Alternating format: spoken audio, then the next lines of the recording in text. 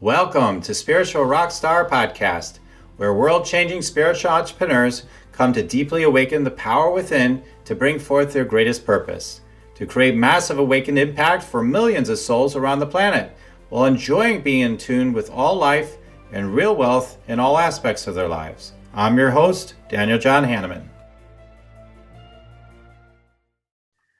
And welcome everyone. I'm so glad you're here. We're here rocking it out again, and we're truly rocking it today with Justin Sandler. Hi, Justin. Hey, what's happening? Hey, I'm so glad to have you here. It's so amazing. And people, you gotta hear Justin's journey with cancer. And my first question with Justin is, are you spiritual enough to be on my show? I don't know you. Didn't know him too well. I got introduced to him from someone else. And I'm like, well, I don't know. I'm looking at some stuff and it doesn't sound spiritual enough to me yet. And then I found out one of his TEDx talks was literally banned because it got to be too spiritual. At least that was the story I was told. So maybe we'll get into that later. But he's very, very deeply spiritual. And he's so excited to share more of that on the show today. I know too. So we're looking forward to all that. So I want to tell you about Justin. Justin Sandler is a director, actor, drummer, writer, speaker, and cancer survivor. He and his wife, Mary Lou Sandler, own 3 Cube Studios, LLC. Graduate of Indiana University, he directed, produced cable TV in Chicago, here where I live, which is cool, and wrote and directed commercials for ABC, Fox, and Palm Springs before establishing himself in Los Angeles. His film, Welcome to Where You've Always Been, he was a writer, director, actor, editor of it. He appeared in 21 festivals, won 4 awards, including his award for Best Actor, which I think is just so cool, and is now available on Amazon Prime. You can go to Amazon Prime and see it right now, which is, again, Welcome to Where You've Always Been. Justin and Mary Lou are currently developing 2 new documentary films. He's an innovator, creative guy. He's constantly up to something. Justin debuted his solo show, Embrace Love Free, which we'll talk about today, this whole topic, at the Whitefire Theater's SoloFest 2019, also played at 2019 Santa Monica Binge, Fringe Festival, and SoloFest 2021. Since 2018, Justin has been speaking about his cancer journey, including 2 appearances at TEDx Normal. That's the so-called normal, right? Okay. He's currently writing his book, Embrace Love Free, 3 Steps to Overcome Any Obstacle. Again, we're going to focus on that today. And yeah, just great to have you here, Justin. Man, thank you for that beautiful, lovely introduction. I appreciate all the accolades. Yeah, so cool. I mean, it just I think, what's cool about, my guess is I feel like everybody reflects ourselves, right? So the part of me that's I'm award-winning Best Actor too, and I just never have done it yet, but I feel like I'm one of those too, and so that's so cool. I'm like, that's how I see things. Like I'm one with everything. So if I don't like it, I know that's about me. If I like something, I know that's about me. So somehow it's all about me in a way, right? So it's just fun to notice that. So well, you have to kind of believe it before it happens anyway. You got to say I'm an award-winning actor, and if you want to be an award-winning actor, I mean, that's just easy. Yeah, that's the easy part. It's just let it happen now. It's coming, so it's happening right now. So we've got this, we've got this amazing journey that you have been on, and I love, what I did see online about your talking about and then meeting with you too.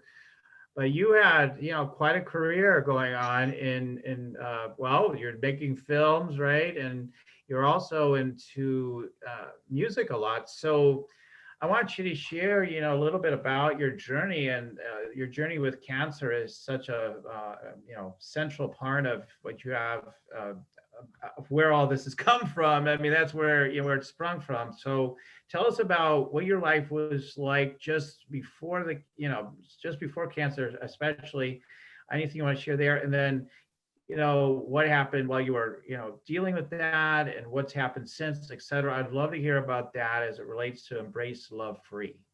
Cool. Well, this is a big question. That's a lot to unpack right there. So I'll just get started. You can feel free to jump in interrupt or ask questions or however this works out. But you know, Okay. I'll start with I'll start with a philosophy that I share with a lot of people. And when someone says, give me the great piece of advice you can give me, and I say that means don't wait till something is wrong before you start working on yourself. And I'm living proof of this, and I believe this so through and through. Because you talk about, oh, Justin got cancer and now he's spiritual. Well, no, that's not how it worked. Justin became spiritual, and then he knew how to deal with his cancer better when he got it. I started long ago taking care of myself physically, just from exercise and diet. And I've been a vegan since 2011. I started doing personal development about 10 years ago. I got into Buddhist chanting. I got into meditation. I, started just working on anything that I could for healing in my body. My wife and I started doing emotional healing retreats to start working on healing emotional trauma and stuff.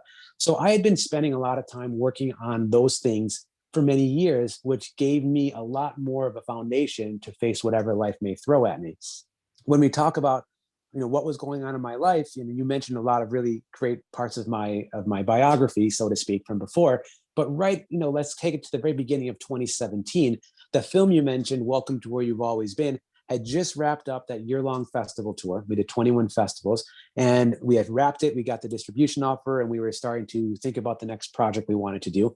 At the same time, and another acting thing, I had a huge national commercial that I was the star of that was airing all over the place on a regular basis. I'm a drummer, so I was playing actively in 2 bands, plus doing hired drumming gigs.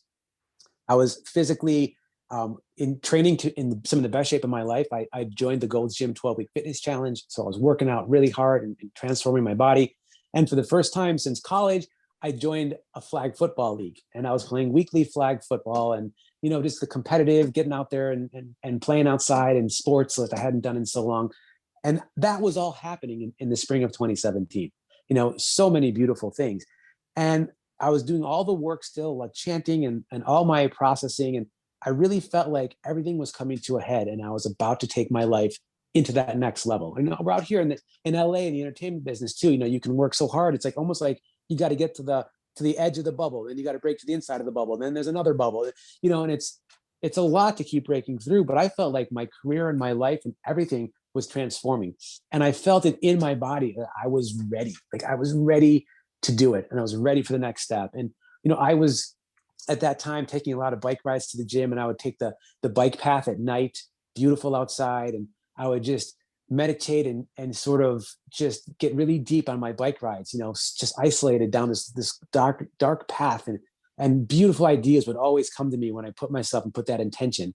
And one day I felt like I was vibrating. I'm like, oh, I feel it. Something's big's about to happen, and I'm ready to take my life and just kick it up in every aspect. And I started to say it out loud. I was like, I am ready. I am ready. I am ready. And I just literally, I started shouting to the universe, I am ready.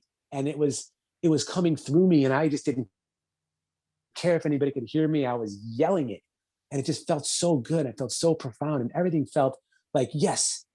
And then suddenly we found a tumor inside of my chest, pushing my heart and lung out of the way. And I was like, whoa, like record scratch, hit the brakes. How the hell did this happen? I was like on top of the world and healthier than ever and ready to do so many things. And now suddenly I've got something in my chest. I got to deal with this. And I did not want to deal with it. I did not want to stop doing all my work. I did not want to stop the things that I was pursuing. And I literally had to put brakes on everything. And I was tested repeatedly in many different intrusive ways for several weeks, until I finally found out that I had a diagnosis of cancer. It was a germ cell tumor that was growing inside of my chest. The very interesting thing about germ cells is they are one of the first cells to kind of move when you're just an embryo. And the germ cells travel down the gut of the embryo, which is not even a body yet. They land in the developing gonads. They then figure out if you're male or female. They then will go under meiotic cell divisions and turn into your egg or your sperm. So the germ cells are the basis of your reproductive abilities. There are very rare cases where those germ cells, a cell may not make the trip all the way down and get stuck somewhere along the way. And it will lay dormant for most of your life or some of your life. And one day something may wake it up. And that's what happened with me. In men, it's either testicular cancer, or if the germ cell's not inside the testicle, it is in the chest, the abdomen, or the brain. So it's going to be in one of those areas. Mine was in mediastinal chest, which just means it's right behind the chest wall. And one day that cell woke up and was like, oh, I got to do something, but I'm in the wrong place and it's the wrong time, but I don't care. I got to do something. I'm programmed to do something. And so what happened is that it started multiplying and multiplying and multiplying until suddenly we had this super hot tumor. It was over 13 centimeters. By the time I had the testing done, it grew even a little bigger in the 2 weeks following that, because it was at the place now where it was really rapidly growing. And it was adhered to my lung and a major vein and my heart and a nerve. And it was literally throwing elbows, just trying to make room for itself. And my heart was being pushed one way and my lung was being pushed the other way. So much so that I developed a cracked rib and I was having trouble breathing. And it was a lot. And so when I was faced with the diagnosis, the team, and I was blessed, I had UCLA, the doctors, some of the best in the world, especially my cardiothoracic surgeon.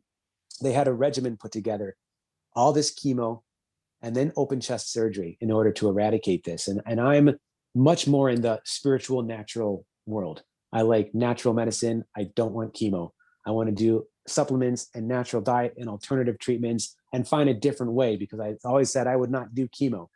But what I realized was that the cancer wasn't going to kill me before my heart was going to stop. And if I didn't take the chemo approach and do this aggressive treatment, anything I was trying alternatively would have not worked, if it did work, fast enough to slow this down and save my heart. And so I would have been dead maybe in several weeks or a month.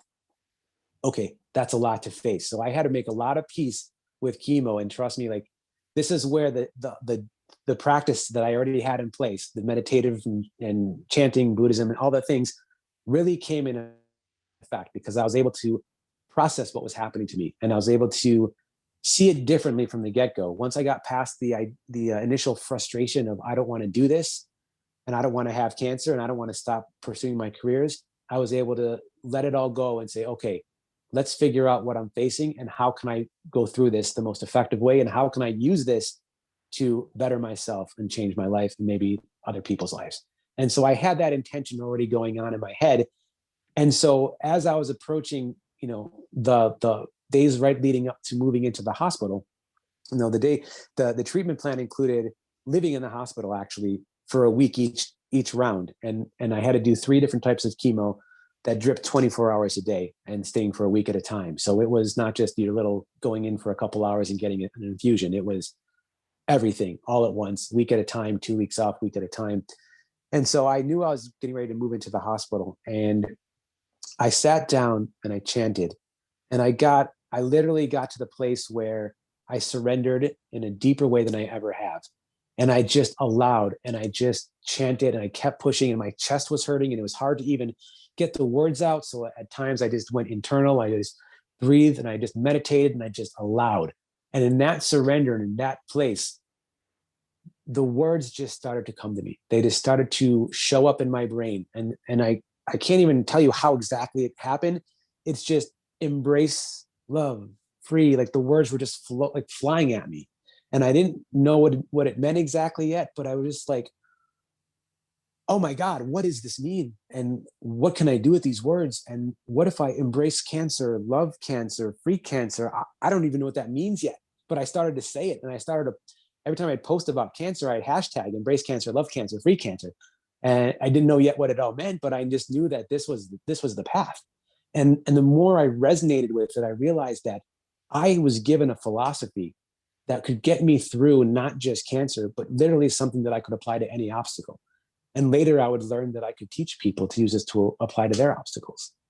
So it all started right then and there when I said, it is time to embrace cancer and embrace everything about cancer, accept the situation I'm in, because I have no control over what happened or what's going on, but I do have control over how I react and what I do next. And that was where I was taking back my first step of power. And that's where I said, I don't have to like the cancer. I don't have to like the treatments, but I have to own it. I can't live in denial that there's something going on. I have to say, there's cancer, there's a tumor, and I'm going to sit with that and I'm going to be okay with it. And that was a really huge first step, to just take that in and realize that it was here and it was in front of me and I was going to address it. And I wasn't going to try to push it away or hide from it or do something else and hope it disappears, because that's not reality. And so by doing that, I owned it, and I embraced the cancer, and I embraced the situation I was in. And then I embraced the treatment plan that I was facing, because I also knew that if I had to face this chemo and I was not wanting to do it, well, what kind of energy am I showing? I'm resisting the drug. How is it going to work with my system if I'm resisting it so strongly? That I need to shift my whole perspective and change the energy around my feelings about chemo, and stop saying I hate chemo. Saying that is just putting that negative connotation out there. I have to start saying I embrace the chemo, and I accept the chemo, and I give the chemo permission to flow through me and to do what it has to do. I allow it. I give it permission, and that was huge. And I quickly slid right into phase 2, which was the love phase. And that's when I really realized that decision you have about facing an obstacle, facing a challenge, or facing anything that comes into life, it all comes down to a very basic perspective.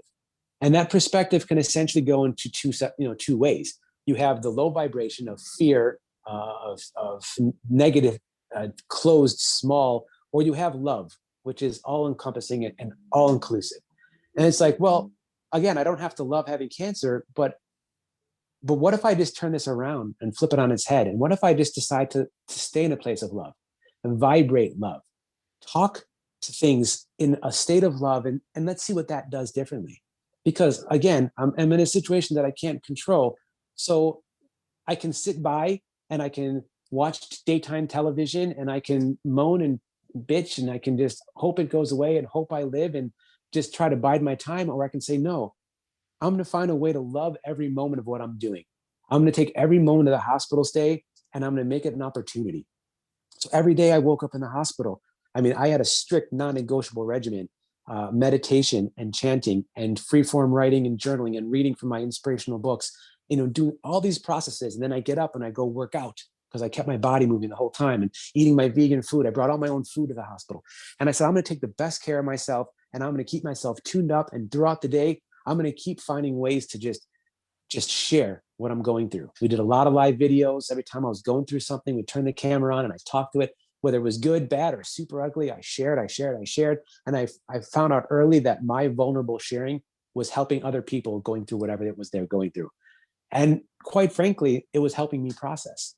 I'm a performer.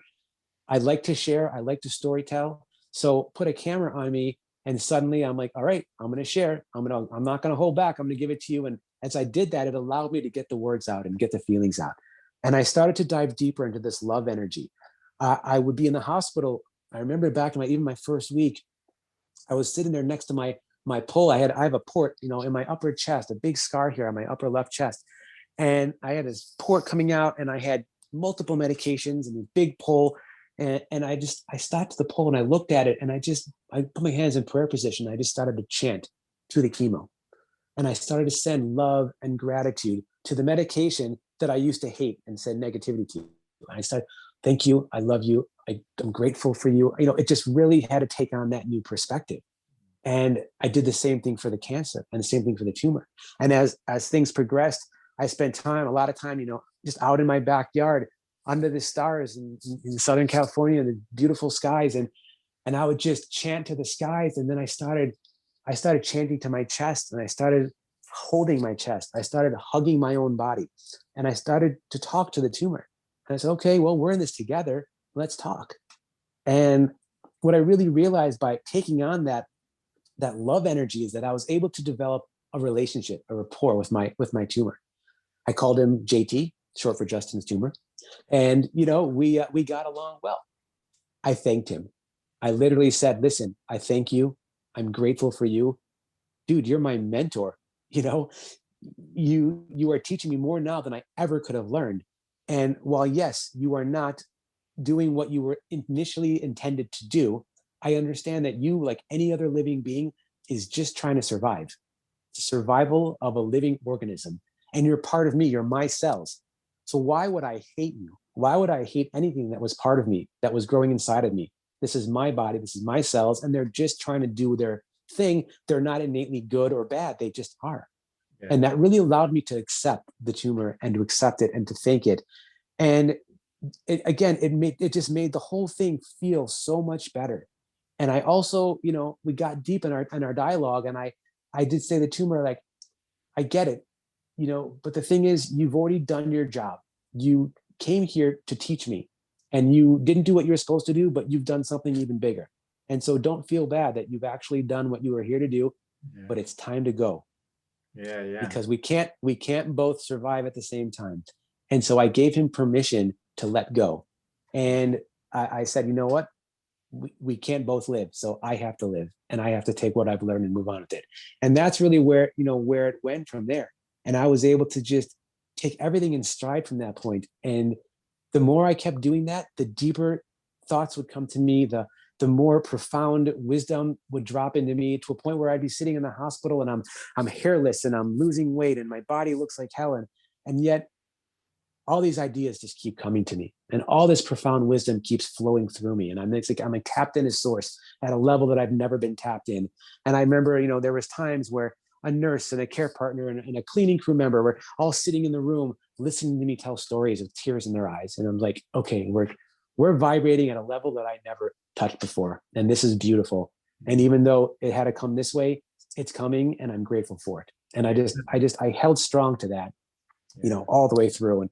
And of course we have to make it to the surgery and stuff. So before I just keep going on with the story, I've been talking here for a while. Say, Justin, I did ask you way too big of a question. I know. I told you, man, there's a lot to unpack. This is big. Okay.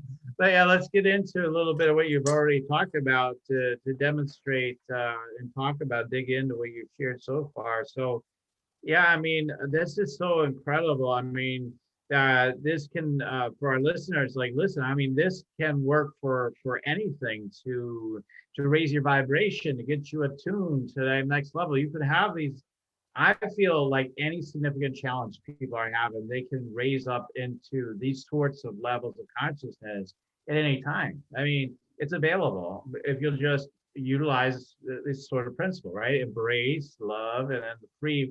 We didn't totally hit that hard yet, but like we're getting there. But like, embrace and the love, and then the free. It's because it's like that's part of that's one of the things that why I'm so grateful you're on the show. It's like I'm so strong on what all the nonsense that people are talking about in the collective right now, right? So it's like, hate them. No, we're gonna hate them. Like hating different groups of people, or the white supremacists or the racists, or I got I guess some people, yeah, I hate these ethnic groups or whatever, or I hate the Democrats, or I hate the Republicans, or I hate this is happening. It could be anything. I mean, like, I hate my sister, I hate my mom, whatever it is. But like, I mean, realizing that we've heard these things in spiritual circles forever, but to come back to today to remember, like, really, if you'll embrace it and bring love to it, it will allow yourself to be free and transcend. It's how I look at it. So that we transcend the sense of this condition that's got a hold of me, and I'm just it's mercy or whatever. And so I think that's so beautiful. I guess one of my questions, Justin, is, I mean, I think this path resonates for me. But then I'm thinking in my mind, like, just in terms of raw effectiveness of dealing with such things, I'm like, well, there's some people that say, I'm going to fight this cancer like hell, I'm going to win. And they have the experience of doing that. Like, I fought it, and I kicked its butt, and now I'm healthy as a horse, and all this sort of thing. And like, so it's so interesting that people on different paths of life, have different ways of dealing with things. And that's another teaching too, I think. Like, there's different ways of approaching things. I would say your approach is superior, from my spiritual eyes, but it's different ways of handling things. And I think, like, the way it came to you is perfect for you, for your purpose, for your path, right? So that's kind of absolutely what I'm thinking too about what you're saying. Everybody has their own path, and everybody has their own truth. And the one thing that, especially, in the last year or two, because there's more shaming and opinions and hatred going on, it's like, here's the thing you have to remember, is that everybody's truth is their truth. It's true to them. So if it's true to someone, like, I'm a vegan, right? Longtime vegan. And while I don't agree personally with consuming animals, I will talk to a person who does, and I will have no problem with them, because if it's their truth, I respect their truth. If you feel in your heart that that's right for you, then I respect you and I appreciate your truth, because it is true. who are we to judge and say what is right and what is wrong? No one can say that. Every individual has their own ability to state their truth. And when it comes to facing an illness, you're right, we all have our own truth and our own ability to face it. But what I'd like to say is that a lot of times when people come in with that sort of almost violent perspective that you brought up, that hating and anger, it's like when you hate and when you talk about how you hate something, all you're doing is sending more energy to that which you hate. All you're sending is more. So it's like you hate this person, but all you're doing is you're giving more of yourself away to them. You're giving your power to them. You're actually feeding their energy with your hatred of them, instead of just saying, hey, you do you, I'll do me. Like peace and love, man. We're all individual pillars. Let's all stand erect as tall as we can, and then balance everything together. And that's a really, essence to any relationship. Two strong pillars, not two pillars that lean on each other to stand up. So that's really important to remember. Now, when I got diagnosed, everybody was like, kick its ass, F cancer, go to war, like all those things, like you said, like. And I know there's a lot of those hashtags out there, cancer sucks and F cancer and all these things. And I'm like, none of that resonated with me though. Yeah. I think of the word war, and I think to myself, really, has there ever been a war that anyone won? And I know the ego mind declares, oh, we won that war back in whatever. But really, like the wars that I see that we declare, the war on poverty, the war on homelessness, the war on drugs, they're all worse than they've ever been before. So where's the winner in this war we keep declaring? Am I going to declare war on my own body? That's insane. So for me, that was not the path that I was going to take. For me, it was that was low vibration. And I had to take the high vibration. Love vibration. It's like, you got cancer, you're in the hospital, you're there anyway. So vibrate in love or vibrate in hate. Either way, you're still in the hospital. Right. One thing is people who say, I'm going to kick its ass and I'm going to be fine and I'm going to move on. Like, okay, great, but that's a little macho. And a lot of times what we're doing in that position is we are avoiding the deeper problem that exists. And this is, part of the reason that my TED Talk, my first TED Talk was banned, not because I claimed that I healed myself through spirituality, because I did say that I did all the Western medicine and stuff, but it's the way that I involved my own responsibility. And here's what I mean.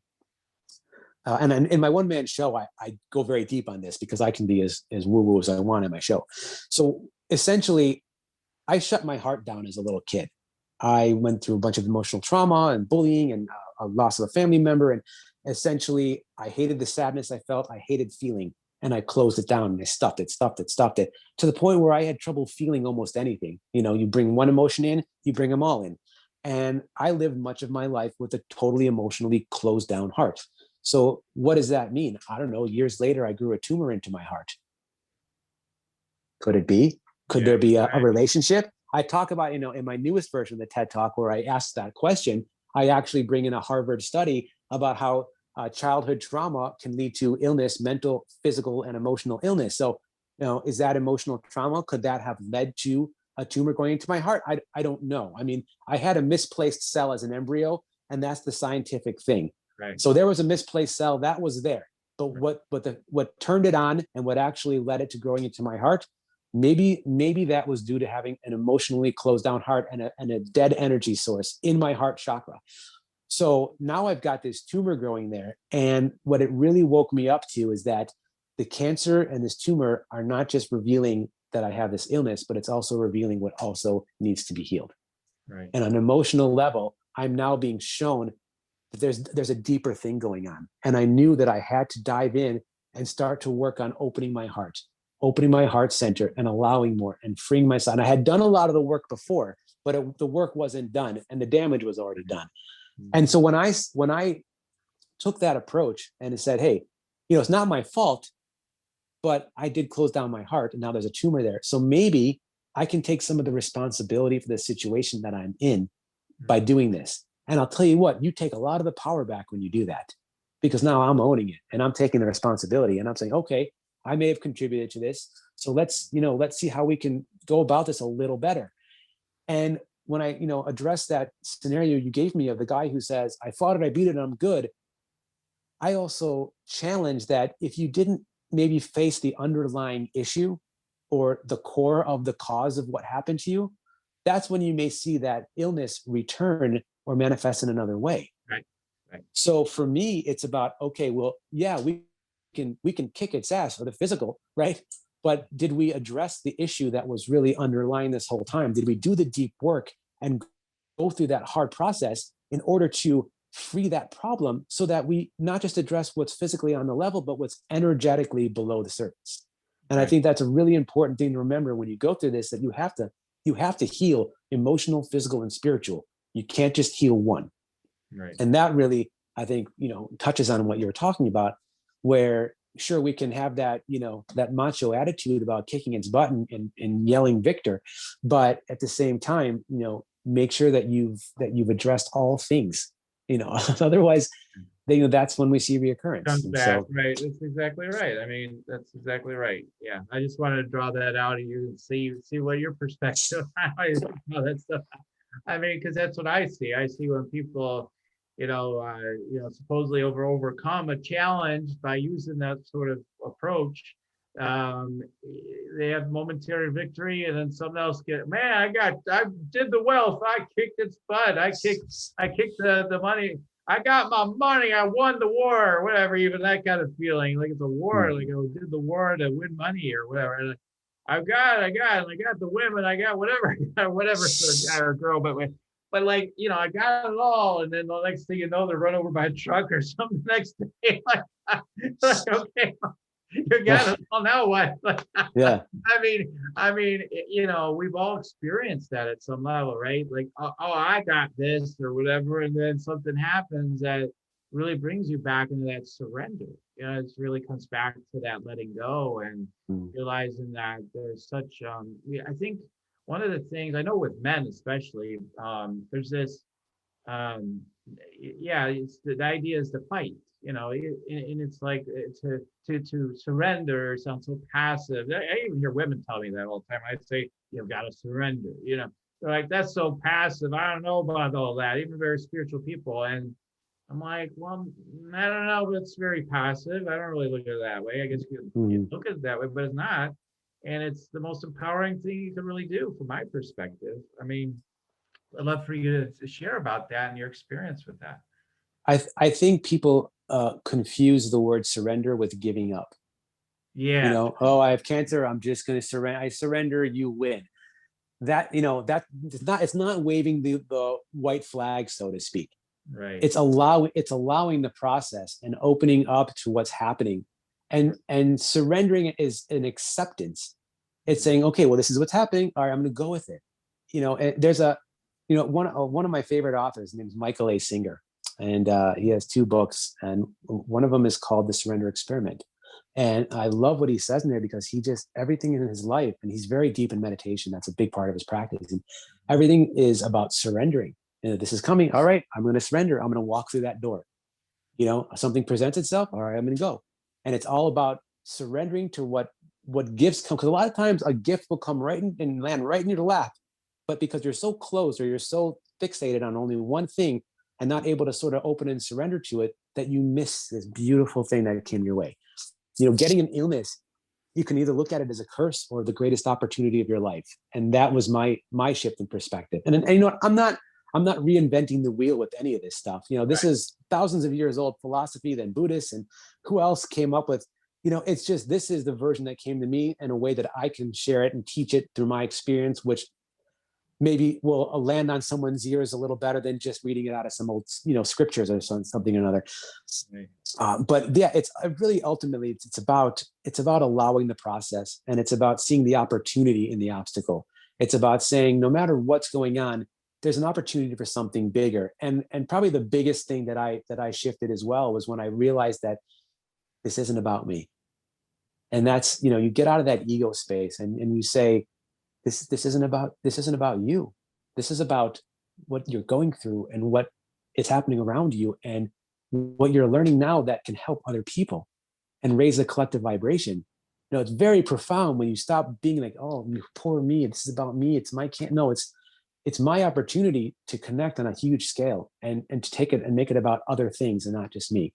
And I think that's really an important place to be, is, the ego gets in the way of that. And this is a really big test in shedding the ego in your experience and allowing and taking the obstacle as an opportunity.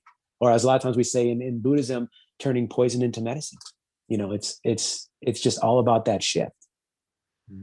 Yeah, I mean, everything could serve you. I mean, like, I know that, for example, with food, you mentioned with food,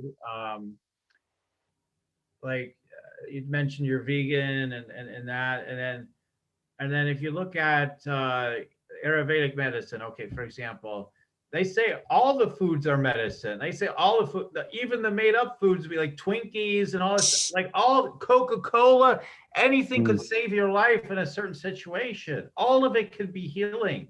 It's just a matter of, using it properly, but that's the key. So nothing is wrong or bad inherently, but it's a matter of necessarily, I'll just put it that way, but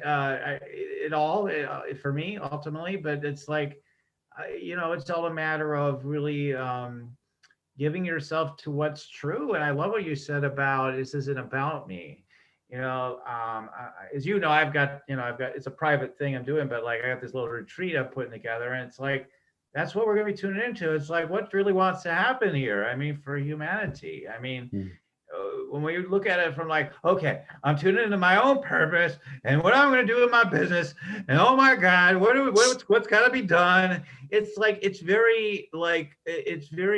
very anxious, anxiety provoking, because you're not in the oneness field. You're not in the deeper field. But when you get into the deeper field, it's like, I'm just supposed to like kind of this wants to happen through me. Oh, I'm just playing my notes. No big deal. I mean, it's a very liberating perspective that frees you. Whereas we're fed the idea that it is about ego inflation. You're going to make your millions. You're going to do your big thing. And, in a way, it's like conquering, it's always like conquering, get millions of followers, and you're going to make big impact, and then you'll be something, and all it. And it's not about that. It's so, but I mean, through your experience, I mean, look at you're expanding in incredible ways. And I would imagine, Justin, that you feel increasingly even now. I mean, like, I don't know. How do you feel? How are you in relationship with your ego around all this? I mean, as it relates to like you sharing your, what you have to share with the world, with your message and everything. How is your ego still get in there still, or how I'm curious. Yes. Yes, it does. You're on good. I don't think we can entirely shed our egos completely. And I think we shouldn't, because I think a lot of times the ego exists for survival. And I think there are aspects of the ego that are basic instinctual aspects that have to be there. The problem happens when we allow the ego to take the driver's seat, and we act from the ego space instead of letting it sit, as a quiet passenger in the back who pipes up when we don't know if we should turn left or right. Ego, which way? Like that's about as much input as I need from you. But I get it. I mean, trust me, like I'm trying to share my message, and then when I don't see enough people tuning into the message I'm sharing, I'm just like, well, what's wrong with these people? Like I'm giving my heart, and not enough people signed up and bought tickets or blah, blah, blah. Like that's, it's old patterns though. And those old patterns are the hardest things to get rid of. And I've gotten better and I've learned a lot, but I'm not 100% there yet. I still have plenty of work to do. And I think we'll always have work to do. I don't think, if you wake up one day and say, the work is done, like now that's your ego again, right? So that's like, the work is never done. I don't care if you've been sitting on a mountaintop for the last 20 years meditating, you still have work to do. Right. You got to get, I think it's Zig Ziglar said, it's like, motivation is like showering. You got to do it every day, right? Otherwise it doesn't, you still got to, I can't just, meditate once and be like, I'm good. Like I got to do it every morning when I wake up. That's it. You got to, I meditated just I've arrived. That's it. We're going all the way. So yeah, it's a work. I'm a work in progress, and I'm improving, and I have my moments and I fall down, but I pick myself back up. And the thing is that I've developed the tools and I've learned some hard lessons, and I'm able to recognize it faster. And that's really the thing. When you get into a little bit of a rut, it's okay. And that's the thing is we can't be hard on ourselves. We have to be like, it's okay. We're human. Things happen. But the trick is, how can we recognize it faster? And how can we be like, oh, I see what's happening here. Right. See it faster and be like, okay, I see what's going on. We're not gonna jump on that train. We're gonna let that thing go on its own without us. But I'm glad I saw it before I settled into a seat. So that's really what it's about, is recognizing those moments faster and making those shifts faster every time it does happen. And then also, being very loving to yourself, because we're human. Again, we'll fall down, we'll make mistakes, we'll fall into an old trap. Trauma, trauma that maybe we never even addressed from way back as our childhood may just show itself for the first time ever. And it's like, whoa, what is that?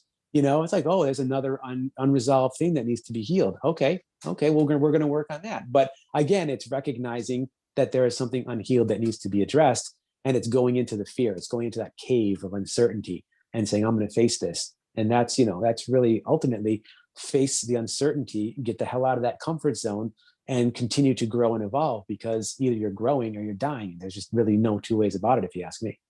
Yeah, yeah, yeah.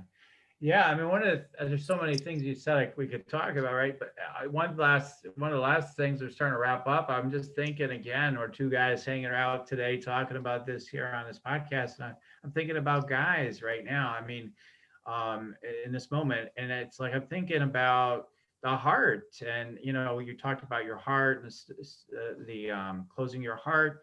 I think about how that's true for men and women. I think about the men, and I'm thinking about like, yeah, look at all the men that get cancer, they get heart attacks, right? Mm-hmm. Like, of course, there's something to it. There's something to that. We all know that most men have all kinds of issues with repressed emotions and all this stuff, and it's like, I mean, then people say, well, it's your diet. Well, that it's created from, utilizing your emotional energy to overeat and do Mm-hmm. all this stuff, right? It all connects. And so there always is a spiritual reason for everything. It's just a matter of like coming to an awakened space to realize that, and then it allows us to do that deeper healing, so to speak, like you did, and to that you were able to come free of cancer, and to continue your journey, with the work you're doing now, to be a blessing to other people's lives in so many ways, with cancer and really any sort of challenge they have in their life.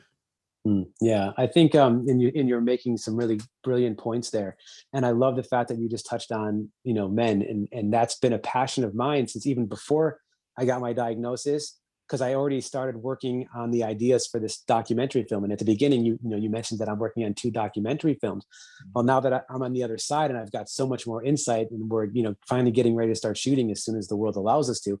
The movie is called Mantimacy, and it is all about repressed emotions in men, and how that can negatively affect our lives, and work on kind of redefining what it means to be a real man, and why we need to process our emotions, and why we need to heal our hearts and things like that. And I'm going to go on this really explorational journey and find out what it means to live these different ways, and what the negative impacts of emotions are, and how as men can we experience our emotions and not go too far to one side, or too far to the other side, and find the healthy balance. I'd love to give you a quick synopsis on my final cancer experience, because Mm-hmm. I ended up having an open chest surgery in August of 2017. After all the chemo was finished, it left behind essentially like a hardened rock, a fossil of the tumor.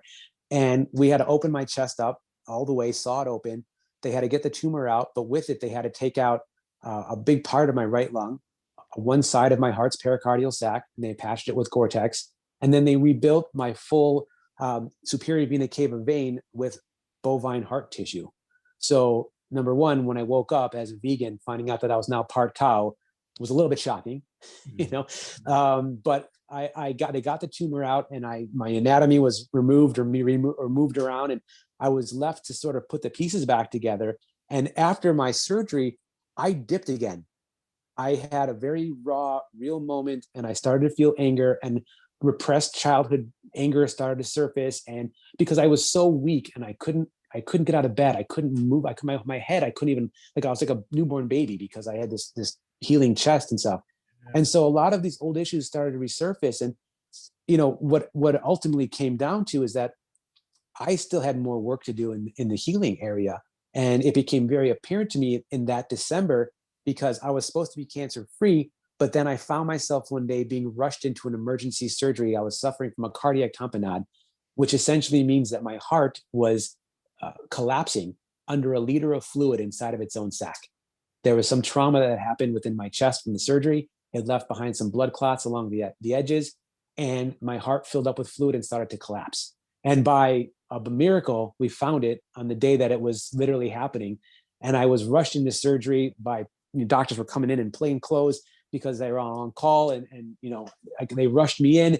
I was coming from an afternoon party, so I couldn't. It was a holiday party. I couldn't be sedated because I had just had lunch, and I had to stay wide awake while they punctured my chest and kept taking fluid out of my heart. A week later, my main surgeon put me in another surgery because he said that we're afraid that there's cancer in your heart, and we have to figure out why your heart filled up with fluid.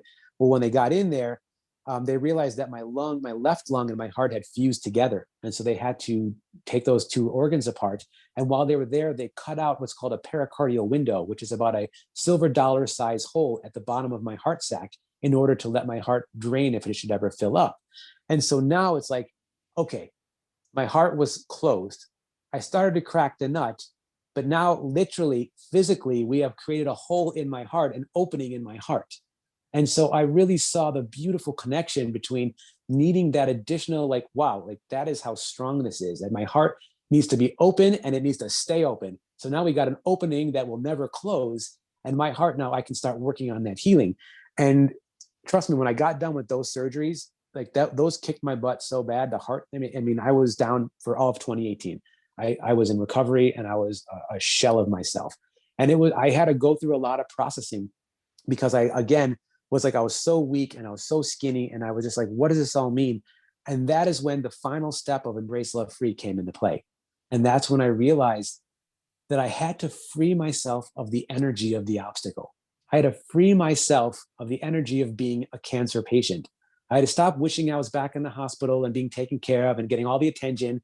I had to stop thinking that I was special. I had to just really be like, okay, we did it. We're done. It's time to heal. It's time to move forward. I need to free this from me. I need to complete the Embrace Love Free. Step 3, I got to get it done. I got to let it go. I got to move forward with my life and accept that wherever I am today, it's okay. Even if I don't have all of my lung and I get dizzy, I get my ear ringing, whatever the things are happening, like acceptance, go back to the top, embrace what I'm feeling now, love that I'm alive and that I have all my faculties and I'm able to share the message, and free the story. And now move beyond that and say, what can I do? What can I do now? And that's when I wrote my one-man show. I performed that 6 times in 2019 into 2020. I did my first TED Talk and then my second TED Talk, and I started writing my book. And now we're working on developing the 2 documentary films. I'm like, so that's it. Whatever I'm dealing with now that are residual from the cancer, it's just I accept and I embrace. And I know that my goal is to just spread the love, the message, the inspiration in as many different platforms as formats as I can. And again, it's not about me. It's about how can we keep going and growing and sharing and overcoming and teaching and learning, which is on me again to learn and to teach and to grow. And, it just becomes a bigger, I don't want to use the word prophecy, but a bigger mission, if you will. And that's where I sit in front of you today as a man on a mission to, I'm not going to say save the world. I mean, that's a little bit big, but to raise the vibration in as many ways as I can. And that's where I sit today.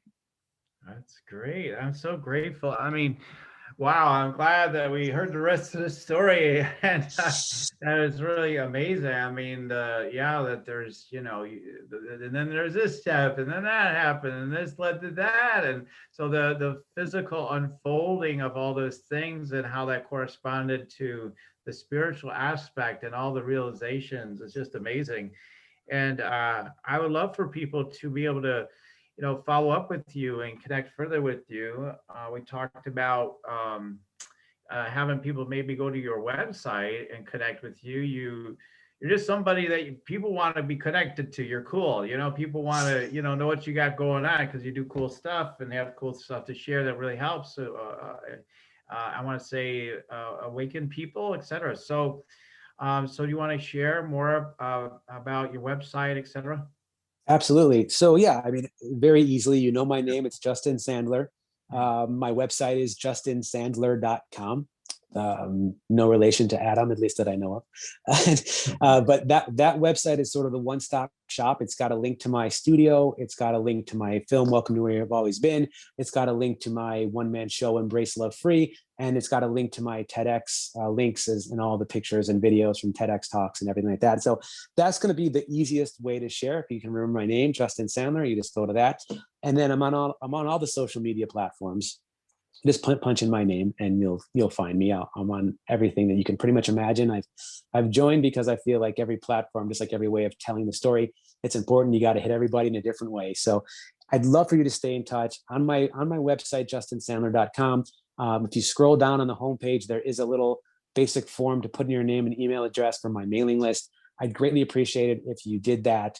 I don't spam, I don't sell it. I just send out very, very select, more quality than quantity messages. I will share like my TED Talk, my next one when it comes out.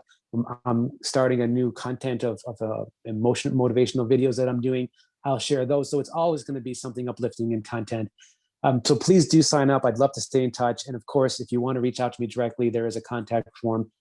Always happy to take a call, have a dialogue, especially if you're someone going through a hard obstacle or if you're facing cancer. I get on a lot of phone calls with people I've never even met who are going through it and just need someone that they can talk to who gets it, who's not going to tell them what to do and just be kind of an ear and a way of just sort of bouncing ideas. So anything that I can do, anytime that I can make to help others, I'm down to do it and I'm happy to do it. So for everybody out there listening, thank you for listening and for, staying with us for this program. And please do stay in touch. I would love to meet you, learn about you.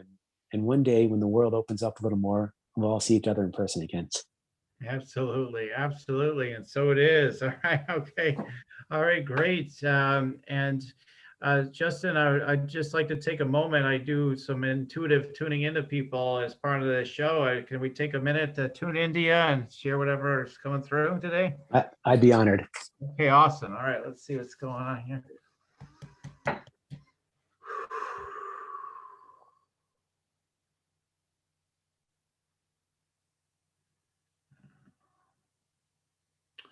Yeah, that's interesting. So I'm getting white warriors. So they're like, yeah, like, I mean, it's funny because we're talking about no war, but it's like I get this like, in a good way, like this warrior energy.